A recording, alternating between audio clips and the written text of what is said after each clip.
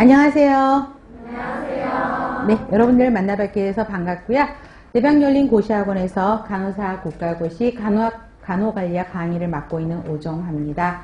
여기 학원에서도 8급 간호직 공무원 시험에서도 간호관리학 과목이 들어가 있어서 그것도 같이 이제 겸해서 강의를 하고 있는데요. 여러분들 간호관리학 그러면 어떠세요? 어렵죠? 왜요? 학생들은 이론 수업 듣고 관리를 해본 적은 없어요. 그렇죠? 그렇기 때문에 굉장히 이론적인 내용들이 굉장히 많이 나와 있어서 항상 국시를 보는 학생들의 입장에서는 제일 어려운 과목이 뭐냐? 그러면 항상 들어가 있는 과목이 간호관리학. 나머지는 뭐 성인이다, 기본이다는 그때그때 성향의 문제 경향에 따라서 조금씩 다를 수 있는데 항상 공통분모 들어가는 게 간호관리학이에요. 그러다 보니까 굉장히 어려운 부분들이 많아요. 그래서 제가 가르치고 있는 이제 선생님도 그렇고 학생들분도 보면 굉장히 어렵게 하고 굉장히 방대한 내용이에요. 여러분들 간호관리학 학교 수업 시간에 몇 년 공부하셨어요? 몇 학기? 한 1년 공부하셨을 거예요. 1년도 공부하셨던 학교도 있고 한 학기 공부하시는 분도 있는데 간호학 책자가 이만큼이죠. 그렇죠? 그렇기 때문에 그 내용을 다 여러분의 머릿속에 집어 넣으셔야 되는 거예요, 지금. 이 때문에 여러분들 제가 속도가 굉장히 빠를 겁니다. 그 많은 내용을 정리를 한번 해야 될 필요성이 있고요. 국시 문제는 토탈 몇 문제요? 35문제죠. 그러면 기존까지는 그 간호관리학의 단원별부를 생각을 해보면 예전에는 역사 부분이 굉장히 많이 나왔어요. 한 40문제 출제될 때는 한 10문제 정도가 역사 문제에서 출제가 됐었어요. 그러다가 이제 35문제 문항으로 줄면서 역사 부분이 많이 축소가 되어 있고요. 근데 역사 부분은 양이 어마어마해요. 또 이해가 동반되지 않는 단순 암기가 굉장히 많아요. 그래서 역사 부분이 조금 문제가 많이 줄어들고 있고요. 나머지 간호관리라고 하면은 우리가 알고 있던 부분들이 뭐죠? 기획, 그쵸? 조직, 인사, 지휘, 통제, 그 다음에 간호단위 관리, 그 다음에 간호윤리, 그죠? 그런 부분에서 골고루 문제가 출제되고 있는 것을 볼 수 있습니다. 또 최근에 병원의 평가 인증 여러분들 실습하실 때 많이 받으셨죠? 그래서 평가 인증하고 관련돼 가지고 그 인증에서 가장 강조하고 있는 것이 환자 안전 관리예요. 그죠? 그래서 환자 안전관리와 관련된 부분들이 강조가 되고 있어서 그 부분들을 조금 더 추가해서 여러분들한테 강의를 진행하고자 합니다. 자, 그래서 여러분들이 이제 그 간호관리학 모의고사 지금 문제풀이반은 총 6회 모의고사 문제 패턴으로 되어 있고요. 그 다음에 12시간 정도 진행을 할 예정입니다. 그래서 그렇게 진행을 할 거고요.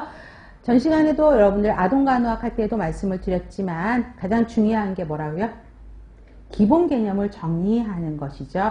그래서 기본 개념을 자꾸 정리하고 그 다음에 여러 가지 문제를 풀지 마시고 반복해서 중요 개념들을 정리하는 게 가장 우선이라는 것을 여러분들의 말씀을 드리고 싶고요. 그 다음에 이 시간에 들어오실 때 강의 유인물 받으셨죠? 몇 페이지던가요? 48페이지. 이거 습득하는 것도 어렵죠. 그렇죠? 그 다음에 인강을 통해서 강의에 참여하고 계시는 분들은 자료실에 올려져 있으니까 다운 받으셔가지고 이용하시면 좋겠고요. 그 다음에 수업을 하시는 분들은 질문을 저한테 하시면 되겠고, 그 다음에 인강을 통해서 수업에 참여하시는 분들은 거기 질문방이 있거든요. 거기에 올려주시면 빠른 시일 내에 답변을 해드리도록 노력을 하도록 하겠습니다. 자, 여러분들 그러면 준비되셨죠? 네, 좋습니다. 자, 문제풀이 들어가겠습니다. 자, 문제 혹시 풀어 오신 분 손 한번 들어보실까요? 네, 지금은 그래도 반수 이상이 하셨네요. 자, 반수 이상이 하셨는데 아마 이 속도는 점점 줄어들 거예요. 그렇죠? 자, 1번 볼게요. 고대 이집트의 간호 형태에 대한 설명을 물어본 거죠. 그래서 여러 나라들을 아마 공부하셨을 거예요. 유인물에 또 보시면 고대 국가와 간호란 형태로 되어 있는데, 자, 유인물 아직 보지 마시고 1번 볼게요. 자, 세계 최초의 병원을 세운 나라. 이집트, 맞죠? 이집트에 누가 병원을 세웠어요? 아소카 왕이죠? 그래서 그거 기억하셔야 되겠죠? 아, 이집트가 아니라 인도죠. 그렇죠? 죄송해요. 세계 최초의 병원을 세운 나라는 이집트가 아니라 인도의 아소카 왕이 만든 거죠. 그 다음에 이는 봉사단체 운영이 되었다. 봉사단체가 아니고 정부에 의해서 운영이 된 거예요. 그래서 첫 문장도 틀렸고 뒤에 두 번째 문장도 틀린 거죠. 세계 최초의 병원을 세운 나라는 인도의 아소카 왕이고요. 그다음에 봉사단체에 운영이 되는 게 아니라 정부에 의해서 운영이 됐던 곳입니다. 2번 내외과, 의사, 건축가, 성직자로서 여러 가지 능력과 훌륭한 의술을 가졌던 사람은요. 그렇죠. 임호텝이라는 의사죠. 그 다음에 남성들이 주로 간호를 했어요. 이집트에서는? 아니죠. 이집트에서는 여성의 지위가 상대적으로 굉장히 높아서 여성들이 간호에 임하였었죠. 그래서 남성들이라고 해서 틀린 거고요. 가족 간호와 양육을 여성들이 가족 간호와 양육을 주로 담당한 거로 하면 맞는 문장이죠. 4번 파피루스지의 당시 의료 상황에 대한 설명이 포함되어 있다. 맞는 거죠. 그 다음에 하무라비 법전 그러면 어디 나와야 돼? 바로 바빌로니아 나와야 되겠죠. 하무라비 법전을 편찬하여 오늘의 도움날 되는 의학 처방 등이 기재되어 있다. 바빌로니아 왕국에 대한 설명이죠. 그래서 문제는 간단하게 이집트를 물어본 것이지만 여러 나라를 물어볼 수가 있어요. 그래서 유인물에 보시면 나라별로 가장 중요한 것들만 정리를 해놓은 거를 보실 수 있을 겁니다. 자, 바빌로니아 지금 뭐가 나왔죠? 하무라비 법전 나왔죠. 그 다음에 이집트 지금 파피루스가 나왔었고요. 이모텝 최초 신부 의사가 나왔고, 그 다음에 또 대표적인 게 뭐였죠? 시체를 썩지 않게 보존하는 거 미라 나왔었죠. 그 다음에 여성의 지위가 굉장히 높았다라는 것입니다. 그 다음에 팔레스타인에서 나오면 뭐가 나올까요? 모세법이 나오겠죠. 질병 예방을 위해서 팔레스타인에서는 그런 것들 노력하기 위해서 모세법을 만들었고요. 그 다음에 할례가 또 문제에 나왔던 적도 있죠. 그래서 남자아이가 태어난 지 8일째 했다라는 것도 있고요. 그 다음에 인도가 이거였었죠. 인도에서 지금 아소카 왕, 인도 3대 왕이죠. 이 3대 왕이 중요한 게 아니라 아소카 왕은 뭐라고요? 최초 병원을 만든 사람이 아세카 왕이고, 힌두가 경전, 베다가 또 문제 많이 나와요. 힌두가 경전이 베다라는 것보다 베다라는 이 경전에 대해서 나오고요. 또 두 번째 줄에서는 뭐가 많이 나올까요? 자, 인도는요, 외과 수술이 높았어요. 외과학이 굉장히 좋은 나라였어요. 근데 대표적으로 어떤 수술? 편도선 절제술이요. 항상 시험 문제에 편도선 절제술이 들어가고요. 그 다음에 우두 접종이 항상 중요해요. 인도도요, 예방의학에 포커스를 맞춰져 있어요. 그래서 우두 접종을 시작을 했다라는 것이, 이거 기억하시면 되겠죠? 그 다음에 인도 역시 간호는 대부분 누가 했어요? 남자 간호사들이 해서 높은 도덕적 규범, 기술 신용도를 요구했다는 거죠. 그래서 남성들이 간호에 임하였느냐, 여성들이 간호에 임하였느냐, 이거 구별하셔야 된다고요. 그 다음에 중국은 외과가 아니라 내과 파트죠. 그래서 내과 치료가 굉장히 높았고요. 두 번째 땡이 제일 많이 나오죠. 치료, 뜸, 약물, 체질의학, 차문화, 예방과 혈액순환, 진맥 이런 멘트들이 많이 나오게 되고, 중국의 간호는 누가 담당했어요? 왜 남성들이 담당했어요? 그렇죠. 남성 우월주의, 위교적인 사상 때문에 남성들이 주로 간호에 참여했었죠. 그 다음에 그리스에서는 카두세우스가 많이 나오죠. 물론 그리스 신화 이야기하면 그리스인 거고요. 카두세우스는 누구의 업적을 상징하는 지팡이? 그렇죠. 아스클레피우스. 그 다음에 이게 현재 의료 지팡이인 거죠. 그 다음에 의학의 아버지라기보다는 그 밑에 줄 임상의 관찰과 경험을 중시하는 과학으로서의 의학의 기틀을 만든 사람이 누구다? 히포크라테스요. 그래서 히포크라테스는 바로 그리스로 연결해 주셔야 되고요. 심신일체, 심신일원론을 주장을 했던 것입니다. 그 다음에 로마에서는 섹서스 의학 전집 기억하셔야 되겠고요. 그 다음에 해부학자 갈렌도 많이 나와요. 그 다음에 전쟁으로 인해서 전쟁을 하면서 이동을 하면서 전쟁을 하면서 다친 군인들을 치료해야 되는 상황들이 발생하게 되죠. 그렇기 때문에 군대 의학이 발전하면서 야전병원, 앰뷸런스, 군대병원들이 나타나기 시작했고요. 그 다음에 여성의 지위가 굉장히 높았죠. 그래서 외부 활동에 참여하고, 그 다음에 로만 메이트론이라고 지위와 부를 갖춘 로마의 여성들이 봉사활동에, 간호활동에 참여하기 시작했습니다. 로만 메이트론은 나중에 다시 설명을 드릴 거예요. 그래서 이러한 나라별로요, 중요한 특성들은 꼭 정리를 하셔야 될 것 같습니다. 자, 2번. 중세 전반기의 의료와 간호 형태에 대한 설명으로 옳은 것. 자, 교회의 인체 해부 금지로 인한 결과로 이발사, 외과의들이 간단한 수술을 실시했다. 자, 이거 맞아요? 틀려요? 왜 틀려요? 자, 전반기가 아니고 중세 후반에 대한 내용이에요. 그래서 이때 교회에서 인체 해부를 못하게 했어요. 그러니까 외과 의사들이 이거를 해부를 못하죠. 그렇죠? 그래서 의사들이 이걸 해부를 못하니까 칼을 쉽게 사용할 수 있는 사람들이 이발사들이었죠. 그래서 이발사들이 간단한 수술을 시행했던 거는 전반기가 아니라 중세 후반기의 특성에 해당하는 거기 때문에 틀린 문장입니다. 2번, 잦은 전쟁으로 부상자가 많아 군인들을 치료한 것. 후반에 대한 내용이고요. 전염병 예방을 위한 간호가 구체적으로 수행되었어요. 자, 여기서 어떤 문항이 틀렸을까요? 구체적인 게 아니죠. 질병을 어때요? 전염병이 중세 전반에도 굉장히 유행을 했어요. 근데 이게 전염병이 뭐라고? 신의 섭리로 생각을 했어서 그 전염병을 예방하는 그 전염병 발생을 예방하려고 하고자 하는 그런 노력들은 전혀 하지 않고 그냥 신의 섭리다라고 받아들였을 뿐이라는 거죠. 근데 구체적으로 그 간호가 수행되었다? 이러니까 틀린 거죠. 간호활동은 수도자들의 중요한 임무였다. 이게 맞죠. 그렇죠? 그래서 수도관에서 병자를 돌보는 게 가장 모든 일에 있어서 우선해야 된다는 원칙에 입각해서 수도자들이 간호활동들을 이행을 했다라는 것이고요. 교육을 많이 받은 수도사와 수녀들에 의해서 간호기술이 발전되었다. 자, 여기에서는 수도사와 수녀들에 의해서 간호가 이루어지는 건 맞아요.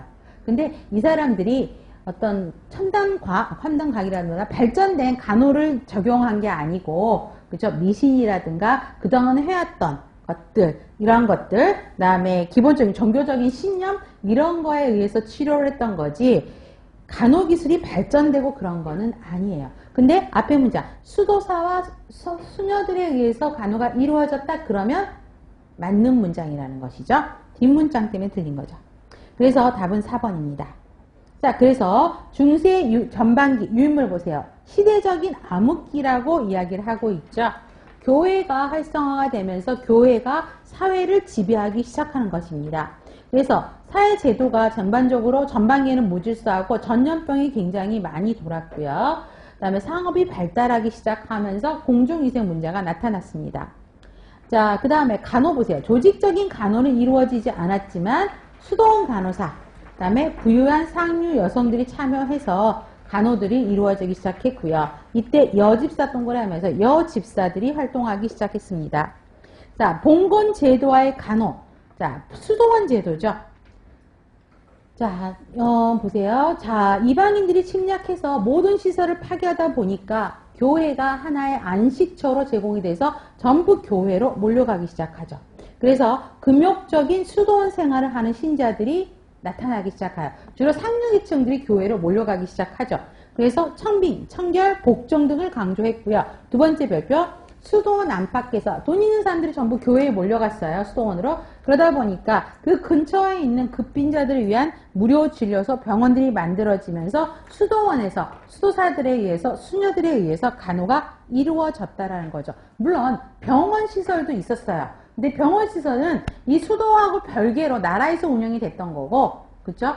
실제적으로 간호는 수도사와 수녀에 의한 간호들이 대부분이 이루어졌다라는 것이죠. 자, 그 다음에 중세 그러면 항상 뭐가 나오죠? 성 누구 이렇게 나오죠. 성자 간호사들이 배출되기 시작했다라는 거죠. 자, 질병에 대한 개념은 설명드렸어요. 신의 섭리요. 그래서 병의 원인 제거나 예방에는 전혀 관심이 없었고요. 혼돈에 대한 해결책으로 수녀제도, 봉건제도, 이슬람교, 이게 실제 기출이었었죠. 이 세 가지가 영향을 미쳤다는 것입니다. 자, 조직적인 간호는 이루어지지 않았고 죄를 씻기 위한 정화의 수단으로 썼고요. 그 다음에 수녀들에 의해서 이루어졌고요. 그 다음에 성자 이미지가 만들어졌다는 것입니다. 그래서 유인물에 세 명의 사람, 힐데가르데, 성 라데군데, 성 브리지트, 이거는 머스트예요. 꼭 외우세요. 자, 힐데가르다가 가장 대표적으로 많이 나오는 문제죠. 질병의 원인과 증상에 따라서 중세시대에 직접 간호를 제공한 사람이 무엇이냐 이렇게 문제가 출제될 수 있어요. 그래서 힐데가르데고요. 그 다음에 라데군데는요. 이때만 해도요. 중세가 금욕주의 시대예요. 그래서 금욕주의 시대다 보니까 피부 접촉하는 거지. 목욕하고 피부를 접촉하는 거는 성욕을 자극하는 거다라고 해서 목욕하지 말자였어요. 그쵸? 그렇기 때문에 굉장히 더러웠단 말이에요. 위생관리가 약해졌어요. 그래서 뭐였어요? 라데군데라는 사람이 뭐였죠? 개인위생의 중요성을 강조해서 목욕을 시키기 시작했다라는 거죠. 그래서 라데군데는 개인위생 중요성을 강조했고요. 그 다음에 성 브리지드는요. 중요한 거. 병자 간호와 나병 환자의 치료에 관심을 가져서 치료의 수호 성인으로 연결을 했고요. 그 다음에 여자 수도원을 아일랜드까지 가서 이 사람이 수도원의 간호를 전파를 시켰다는 것이에요. 그래서 이 세 사람의 특성 꼭 구별하시기 바라겠습니다.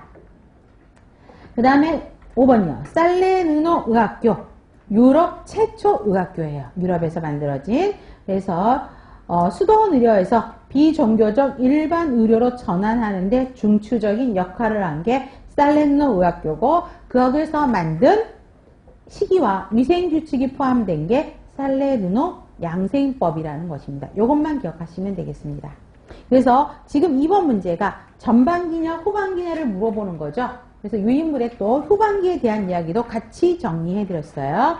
중세는 아까 뭐라고 그랬어요? 전반기는 시대적인 암흑기라고 그랬었죠. 근데 후반기에 들어오면서 전쟁이 이제 어둠의 시대가 끝내고 점점 아까 도시가 만들어지죠. 상업이 발달하면서 도시가 만들어지면서 다 이제 가정으로 돌아오게 되죠. 자, 특히 성자 간호사 배출력 발표하셔야 되겠고요. 그 다음에 십자군 전쟁이 이제 문제가 되기 시작하고 있죠. 오랜 십자군 전쟁으로 인해서 간호에 대한, 그 다음에 이런 치료에 대한 관심들이 높아지게 됐죠. 그래서 십자군 전쟁으로 나타난 결과가 6번 별표만이 기사간호단이 발생하게 되죠. 그럼 뭐예요? 십자군 전쟁 때 다친 군인들을 치료하기 위해서 만들어진 게 기사간호단이에요. 그래서 멤버들은 누구예요? 남자 군인으로 구성이 되어 있고요. 특히 기사간호단의 특성이 뭐였죠? 앰뷸런스 역할을 하는 거죠. 전쟁에 군인들이 이동을 하잖아요. 전투지에 따라서. 그러다 보니까 이 사람들도 계속 같이 움직이다 보니까 앰뷸런스 서비스를 제공하는 역할을 기사간호단들이 시행을 했고요. 그 다음에 동그라미 1번, 2번, 3번, 4번 별표 많이 하세요. 자, 여러 가지의 기사간호단이 있었는데 이거 땡땡이가 시험 문제에 나오죠. 성요한 기사간호사들은 핵심 단어가 뭘까요? 그쵸. 군인. 남자 환자들의 간호에 집중한 거죠. 그러면 튜터는요. 발음이 좀 딱딱해요. 그럼 뭘까? 독일 기사간호단이요. 그 다음에 메리는 여성스럽죠. 그래서 여성과 아이들을 위한 거. 그 다음에 나자로는 나병 환자들을 위한 거. 이거 쉽게 외우실 수 있죠. 이거 근데 이게 시험 문제였었어요. 기억하시면 될 것 같아요. 그 다음에 그래서 기사간호사는 별표 많이 하셨고 7번 탁발수도산 꼭 기억하세요. 다른 말로 하면 거린간호단이라고 이야기를 하고 있는데 이 사람들은 뭐예요? 간호를 위한 사회 집단이 만들어지면서 자신들의 부, 지위 이런 거를 다 포기하고 맨발에 거린처럼 누더기 걸치고 다니면서 전도와 간호를 한 거린간호단이 중세 후반기에 나타나기 시작합니다. 그래서 탁발승단, 거린간호단의 대표적인 게 아시시의 성 프란시스단이에요. 그 다음에 비난한 클라라단. 클라란도 왠지 여자 이름이잖아요. 그래서 여성들을 위한, 수녀들을 위한 단체고요. 성 프란시스 제3교단 티티아리스탄이라고 해서 이 사람들은 나병 환자들을 간호했다는 것입니다. 그 다음에 수도단테는 성자들이 다 붙였죠. 성 엘자베스, 성 캐서린, 어슬린, 성령 수도단. 이런 것들은 중세 후반이라고 보시면 되겠고요. 병원 조직 보세요. 특히 4번 성 토마스 병원. 토마스 병원은 별표 많이. 나이팅게일이 간호학교를 설립하는 데가 토마스 병원에서 만들었죠. 그래서 여행자와 순례자를 위한 휴식소, 빈자들을 위한 안식처, 환자들을 위한 병원들을 만들었던 데가 성 토마스 병원이고요. 간호도 보시면 특히 성 힐데가르데, 아까 설명드렸었죠. 힐데가르데. 신학, 해부 생리학에서 많은 저술을 했고 의학 간호학의 기술 보여 이 문장보다는 아까 펴로드렸던 자연과학과 간호학을 가리키고 질병의 원인 증상에 따라서 직접 간호를 제공했다. 이 문장을 더 기억하시면 될 것 같습니다. 그 다음에 여기도 나오죠. 조산사가 아기를 분만했고요. 특히 이발사, 외과 의사 별표하라고요. 그렇죠? 아까 설명은 다 드렸죠. 이발사, 외과 의사가 왜 나타났다 그랬죠? 교회 인체부 금지 때문에 나타났던 거죠. 그 문장 그대로 따라하더라고요. 그래서 신부들이 외과 수술하는 거를 나라에서 막아버렸어요. 그래서 칼을 들 수 있는 사람들이 시술을 할 수 있어서 큰 수술은 못하고요. 아주 간단한 수술들만, 이발사들이 어떤 테크닉이 있는 게 아니잖아요. 그래서 칼을 들 수 있는 권한이 조금 주어졌다는 그거 하나 때문에 간단한 수술들은 이발사, 외과 의사들이 시행할 수 있었다라는 게 특징입니다. 그래서 중세 전후반기가 문제 많이 나오거든요. 구별하시면 됩니다. 그 다음에 3번이죠. 나이팅게일의 간호 이념에 대한 거야. 나이팅게일은 항상 시험 문제에 나오는 사람이죠. 역사의 중요한 인물이에요. 나이팅게일은 꼭 기억하셔야 되죠. 1번. 자, 간호 이념을 물어보는 것이에요. 신앙은, 간호사의 신앙은 사명을 흐리게 하기에 갖지 않는 것이 좋다. 문장 멘트로도 틀렸죠. 간호사의 신앙은 존중되어야 한다고 이야기를 했고요. 간호사업은 종교적이어야 한다. 앞에 문장만 볼게요. O예요? X예요? X죠. 간호사업은 종교하고 분리되어야 되는, 비종교적이어야 한다고 설명을 했고요. 간호사의 신앙은 존중된다. 또 나오고 뒷문장은 맞아요. 간호사의 면허 등록 제도는 형식적인 제도가 사명감을 약화시킬 우려가 있어서 반대했다고요. 답은 3번이 맞죠. 형식적인 제도가 뭐가 중요하냐라고 이야기를 했었어요.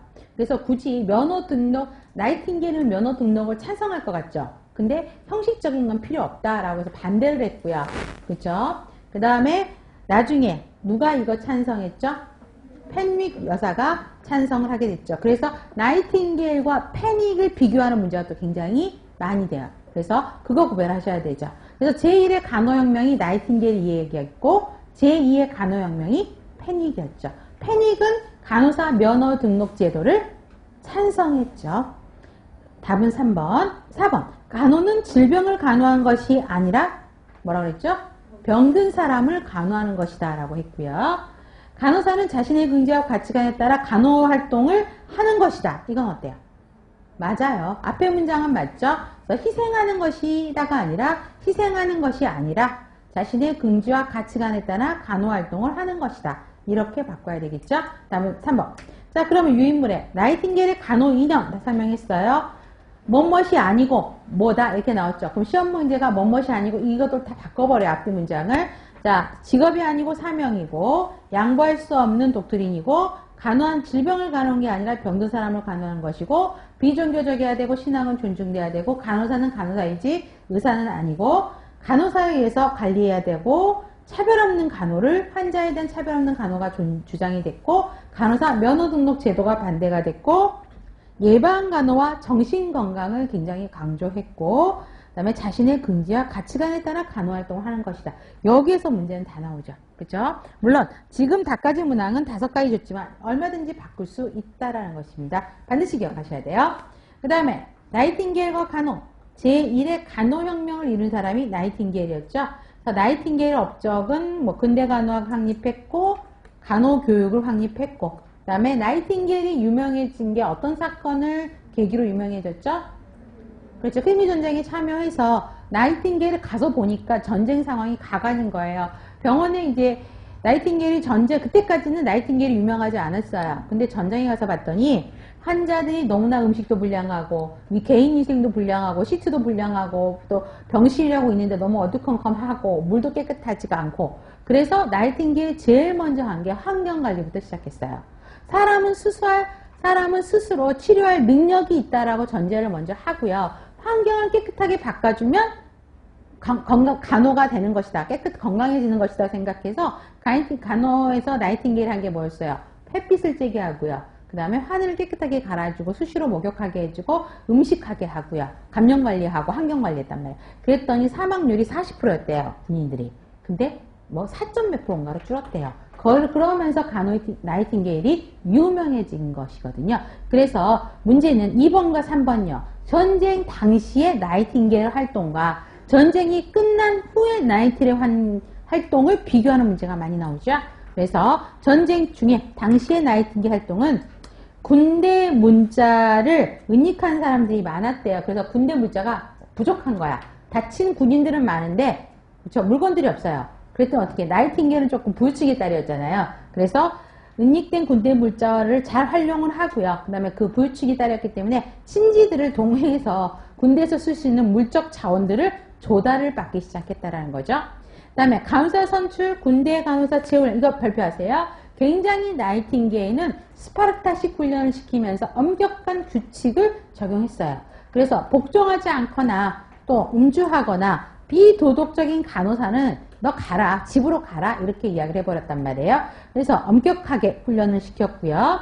위생제도 혁신을 했고 관리제도를 막 개선했고, 군대 내 의학실험실, 군의학교를 설립했고, 급식제도, 영양 문제가 너무 불량해서 식단이. 그래서 급식제도를 개선을 했고요. 군인의 복지 문제에 관심을 가졌다는 거죠. 그래서 이러한 전쟁 당시의 나이팅게일 활동과 전쟁이 끝난 후에 나이팅게일은 뭐 했냐고요. 그러면 전쟁이 끝났기 때문에 거기서 발생했던 질병들, 사망했던 거, 이걸 분류를 했고 그거를 도표화해서 보고를 했고요. 영국 군대 의무 행정을 위해서 개선안 만들고, 그 다음에 이게 영향을 더 미쳐서 미국의 남북정제 시에 구호 작업을 하는 참고 재료로 이걸 쓸 수 있었다는 거고, 중요한 거 5번, 나이팅게일 간호학교를 어디에도 설치했다고요? 그렇죠. 성 토마스 보면 꼭 기억하셔야 되겠죠. 그 다음에 군대 위생 관심 가졌고요. 다시 그 다음에 책을 만들어냈어요. 그래서 병원 책을 2권을 썼는데 병원에 관한 일들, 간호에 관한 일들이라는 책을 쓰기 시작했다는 거죠. 근데 중요한 거는 병원에 관한 일들 중에 내용에 병원 환경위생, 통계, 병동 가정관리 뭐 이런 것들이 들어가 있는데 마지막 땡별표. 간호에 대한 변화된 생각이 간호에 관한 일들에 포함된 게 아니라 이거는 병원에 관한 일들에 포함이 됐다라는 것이고요. 그다음 나머지 전반적으로 간호에 관한 것들은 전부 간호에 관한 일들이란 책에 들어가 있다라는 거죠. 그 다음에 인도의 위생개선을 실시하고 구빈병원 개혁하고 조산사 간호사 훈련시켰고, 참 여러분 3번째 땡지 발표하세요. 여성의 참정권을 주장했어요. 나이팅게일. 이거 꼭 기억하셔야 되고요. 방문간호사 양성도 주장했고, 그 다음에 마지막 땡별표, 적십자 창건에 나이팅게일이 기여를 했죠. 이거 기억하죠. 그래서 적십자에서 뭐 하죠? 나이팅게일, 그죠? 기장 수상하죠. 이런 것들이 같이 연결되는 것입니다. 꼭 기억하셔야 돼요. 나이팅게일 항상 나오는 문제. 4번. 조선시대 의녀제도에 대한 내용으로 옳은 거. 몇 번일까요? 이거. 5번이죠. 정부가 주도하여 여성 의료원을 양성하였다는 데 의의가 있습니다. 나라에서 정책적으로 의녀들을 키우기 시작한 거죠. 자, 1번. 신분이 미천하였으나 인간의 생명을 다룬다는 특성 때문에 사회적 대우 및 평가가 제대로 이루어진 게 아니죠. 역할은 좋았어요. 의녀제도 역할은 좋았는데 의녀를 하는 사람들의 레벨, 사회적인 레벨이 뭐였어요? 천민, 그쵸? 노빈, 그쵸? 이런 사람들이 했기 때문에 신분이 굉장히 미천한 사람들이 이 일을 수행을 했기 때문에 평가가 제대로 이루어지지 않았어요. 노비 관비들이었잖아요. 그 다음에 현대 간호학 발전에 긍정적인 요소로 작용한 게 아니죠. 부정적인 요소였죠. 왜요? 천비, 관비, 노비 이런 애들이 의녀 제도를 했단 말이에요. 그랬더니 소위 양갓집 교수들, 처자들이 의녀를 하겠다고 선뜻 나섰을까요? 아니죠. 그렇기 때문에 현대 간호학 발전에는 별로 좋은 영향은 미치지 못했고요. 여성 전문 직업인 양성을 위해 전문학 교육을 받고 나면, 그렇죠. 전문 교육을 받고 났어요. 근데 자유로이 활동할 수 있었어요. 교육이 끝나면? 아니죠. 거기에서 벗어날 수가 없었어요. 주로 어디서 일했죠? 햄석? 그쵸? 그런 데서 일했기 때문에 의녀는 자유롭게 활동할 수 있는 게 아니라 명령에 따라 움직일 수밖에 없었고, 그 다음에 함부로 그만둘 수도 없었어요. 주로 봉사한 분야는 외과적인 거예요. 이건 당연히 틀렸죠. 주로 여성들이, 특히 조선은 유교 사상 때문에 어때요? 남자 의사들이 소위 말하는 사대부직 교수를 진찰할 수 있었어요? 없어. 진맥을 하더라도 어떻게 했어?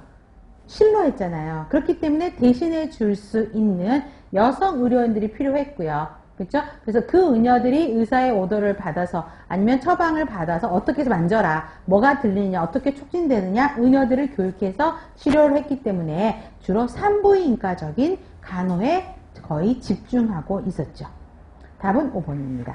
자, 그래서 의녀 제도에 대한 내용은 굉장히 중요합니다. 자, 조선시대 간호사항 보세요. 주로 보양, 수발, 시중, 돌봄의 형태로 이루어져 있었고요. 그 다음에 의녀제도 별표하세요.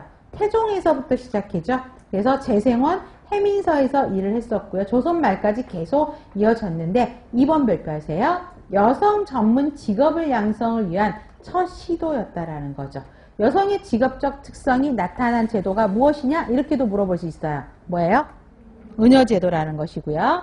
그 다음에 여성 의료인의 필요성 느꼈죠? 남자 의사들에 의해서 진료가 이루어지다 보니까 여자들의 사망률, 그다음에 유아들의 사망률이 굉장히 높았어요. 그러다 보니까 여성 의료인들을 필요해야 되겠다. 여성들을 관찰할 수 있는 사람이 필요하구나 라고 인식하게 된 계기가 돼서 만들어진 게 의녀제도였고요. 나라에서 정책적으로 만든 거죠. 그래서 정규 교육과정을 통해서 의녀들 들어와서 계속 공부하고 시험 보고, 그죠? 불통하면은 이제 의료 활동을 못하고 그랬거든요. 그래서 그러한 것들을 통해서 여성 의료인들을 양성했고요. 체계적인 교육 다 받았어요. 그래서 기초과학 발달에 공헌을 했고. 그런데 어때요? 잡학이라는 인식으로 천시 받았죠. 레벨들이 좋지 않아서 천시를 받았는데 인간의 생명을 다룬다는 특성 때문에 기초간호과학 발달에는 기여를 했고요. 주로 종사했던 분야가 산부인과적 치료와 간호였었죠. 그래서 조산, 그다음에 진맥, 침구, 투약 뭐 이런 거에 영역이 있었고요. 그 다음에 연산군 때는 어때요? 약방기생이라고 불렸죠. 술자리에도 의녀들이 나가서 앉아있는 경우가 많았었어요. 그리고 지위가 너무 낮기 때문에 현대 간호학 발전에 저해 요소가 됐었고요. 국가기관의 소속에서 아까 해민서, 재생원이라는 데서 일을 했기 때문에 밖으로 나가서는 활동할 수가 없었고 그 기간 안에서만 활동할 수 있었다는 단점이 있었다는 것입니다. 의녀제도 기억하셔야 됩니다. 5번. 광복 이후 미 군정기 당시 간호사업국의 활동 옳은 것. 몇 번이죠? 1번이죠. 간호교육 제도를 개선하기 위해서 간호사업국이요. 미 군정기는요. 여러분 기억하셔야 돼요. 간호사업국 꼭 나옵니다. 이거. 간호사업국에서 전국 간호학교를 심사하고 관리하는 업무를 담당했다라는 것이고요. 자, 교육 연한과 입학 자격을 2년에서 5년으로 다양화한 게 아니죠. 교육 연한을 3년으로 통일시켜버렸죠. 그 다음에 기존 간호사 양성소 졸업자를 중심으로 검정고시 제도를 부활한 게 아니라 이때 폐지운동이 일어나기 시작했죠. 폐지운동을 했고요. 그 다음에 항상 조산교육과정과 간호교육과정이 언제 분리가 됐느냐, 그 다음 통합이 됐느냐, 이게 문제가 나오거든요. 요때 분리가 된 게 아니라 간호사 자격을 따면 동시에 조산사 자격도 같이 동시에 취득할 수 있었어요. 근데 여기는 분리하여 실시한 게 아니죠. 간호사 자격 따면 바로 조산사 자격도 동시에 취득할 수 있었다는 특성을 갖고 있었습니다. 근데 분리해서 실시한 게 언제냐 그러면 여러분이 좀 이때 머리가 아픈 게 역사는 연도에 법이 바뀌면 의료법도 바뀌어요. 그렇죠? 그래서 그 의료법 바뀌는 거에 대해서 어떻게 또 외워야 되는 게 굉장히 많은데 4번 조산가족과 간호교육과정을 분리해서 실시한 거는 몇 년이냐면 62년 의료법 개정 때 분리가 됐어요. 근데 미군정기 때는 통합했다는 거죠. 통합이 되어 있었다는 거. 통합됐다가 62년에 그때는 분리가 돼서 간호사 자격을 따면 조산사가 될 수 있는 게 아니라 간호사 경험을 1년인가 하고 나서 다시 조사한 교육기관에 가서 또 교육을 받고 또 시험을 봐서 합격해야 되는 분리제도가 이루어졌다는 것이고요. 간호부 양성소를 폐지했어요. 그죠? 간호고등 기술학교로 개칭된 게 아니라 고등간호학교, 학교 이름 바뀌는 거 순서 꼭 기억하셔야 돼요. 그래서 나중에 또 문제 나올 겁니다. 간호고등 기술학교로 간 게 아니라 고등간호학교로 바뀌었죠. 자, 그래서 유인물 보세요. 유인물을 보고 풀면 쉬워요. 근데 여러분 암기가 안 돼요. 한번 보고 푸니까. 풀고 여러분들이 유인물을 보는 겁니다. 자, 해방 직후의 간호 45년에서 48년 미국이 지배할 때죠. 그래서 특히 46년에서 키포인트 뭐라 그랬죠? 간호사업국. 간호사업국이 활동을 하면서 뭐 했다고요? 교육제도를 바꿔버렸어요. 개편하기 시작했고요. 그래서 아까 2번 입학 자격을 바꿨다고요. 중졸 이상. 그 다음에 교육연한을 아까 몇 년? 3년으로 통일했고요. 그 다음에 양성소 폐지했다고 그랬죠. 학교 이름 뭘로 바꿨다고요? 양성소에서. 그렇죠. 고등간호학교로 바뀌었다고요. 그 다음에 조상교육과정 동시에 취급. 지금 문제에 대한 게 계속 문제에 5번 문제 닭가장에 있는 내용이 지금 다 나왔잖아요. 그러니까 여러분들 지금 보니까 외워지지. 이거 보고 풀면 쉬워요. 바로 문제 보이는데 답이. 그쵸? 외우셔야 돼요. 그 다음에 5번도 발표하세요. 면허 소지자에 대한 교육이 실시된 게 이때부터예요. 그쵸? 5번 기억하시고요. 그 다음에 8번 또 발표하세요.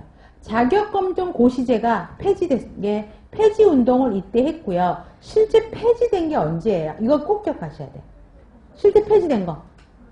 49년. 우리 전쟁 언제 났어요? 6.25 전쟁. 49년이에요? 50년이에요? 51년이에요? 저희 중2가 하나 있거든요. 물어봤더니 뉴스에서 그걸 나오더라고요. 모르는 사람이 너무 많다. 언제 일어났는지 모른다. 그래서 설마 그랬거든요. 그러고 나서 바로 옆에 중2가 있길래 야, 6.25 전쟁 언제 일어났니? 그랬더니 몰라요. 그쵸? 언제예요? 50년이에요. 그래서 50년을 기준으로 외우세요. 그래서 전쟁이 일어나기 전에는 폐지가 됐어요. 근데 전쟁이 나니까 어때요? 환자들 많이 발생하죠. 군인들도 하고 민간인도 많이 다쳤잖아요. 그러다 보니까 환자들이 많아지니까 간호 인력이 필요해요. 그쵸? 그러니까 그때 당시 그러고 나서 어때요? 6.25 끝나고 전쟁 이후에는 다시 간호 인력이 많이 필요하니까 그쵸? 다시 검정고시제가 나타났다고요. 검정고시를 통해서 자격만 따게 허락을 했단 말이에요. 나타났다가 완전 폐지된 게 언제예요?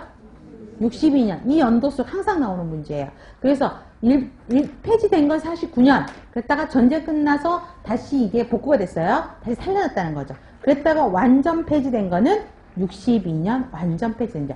그렇죠? 그래서 아까 언제냐 그 닭가지 4번에 조산가정과 간호교육과정을 분리했다라고 했죠. 그게 62년에 법이 바뀌면서 분리하고 그쵸? 이때도 검정고시제도 완전 폐지된 게 이때예요. 그래서 가장 62년의 대표적인 특성 이 두 가지예요. 기억하셔야 돼요. 자, 6번. 한국간호사 윤리강령에 대한 내용인데 문제 키포인트는 13년 버전이에요. 그래서 제일 마지막에 바뀐 거를 이야기하고 있죠. 13년은 4차 개정된 걸 이야기하고 있어요. 윤리강령에 대한 내용으로 옳지 않는 거. 4번? 4번? 맞아요. 그러면 몇 번? 1번이죠. 자, 왜 그러냐면 간호사의 책무 한번 해보세요. 동그라미. 자, 여러분 이거는요. 다섯 개 문제를 낼 수 있어요. 제가 바꿔요. 자, 2013년 개정된 한국간호사 윤리강령에 나오는 간호사의 책무는 무엇인가? 이렇게 문제 낼 수 있다고요. 그러면 우리 큰 소리 한번 읽어볼까요? 간호사의 책무는 옆에 읽어보세요. 때 이르기까지 건강을 증진하고 질병을 예방하고 건강을 회복하고 고통을 경감하도록 하는 것이다. 그럼 대표적인 게 뭐예요? 우리 항상 많이 들었던 말. 건강 증진, 질병 예방, 건강 회복, 고통 경감. 네 가지죠. 근데 하는 것이다로 끝나는 거는요. 3차 개정이에요. 지금 닭가지 1번의 항은 3차 개정 내용이에요. 근데 지금 물어보는 건 4차 개정이죠. 그쵸? 4차 개정으로 옳게 하려면 4차 개정은요. 고통을 경감하도록 하는 건 똑같아요. 근데 하는 것이다가 아니라 고통을 경감하도록 뭐 하는 것이다? 돕는 것이다 라고 바꿔야 돼요. 이 말이 들어가야 맞는 문장이라고요. 무슨 말인지 아셨죠? 3차하고 4차하고 차이가 헬핑이 들어가 있느냐 아니냐예요. 이해되셨죠? 그래서 돕는 것이다 바꿔야 되겠고요. 그래서 1번이 틀린 거예요. 닭가지 1번 항은 고통을 경감하도록 하는 것이다. 이게 3차 개정의 간호사의 책무고 4차로 바꾸면 경감하도록 돕는 것이다. 자, 자, 2번. 간호의 근본 이념 동그라미 해보세요. 그러면 한국간호사 윤리환경에 나타난 간호의 근본 이념은 무엇인가? 큰소리로. 자, 기본권을 존중하는 것이다로 끝나는 게 3차예요. 근데 4차는 뭐가 붙었어요? 옹호하는 것이 붙었어요. 옹호에 동그라미 하세요. 그래서 맞는 문장이에요.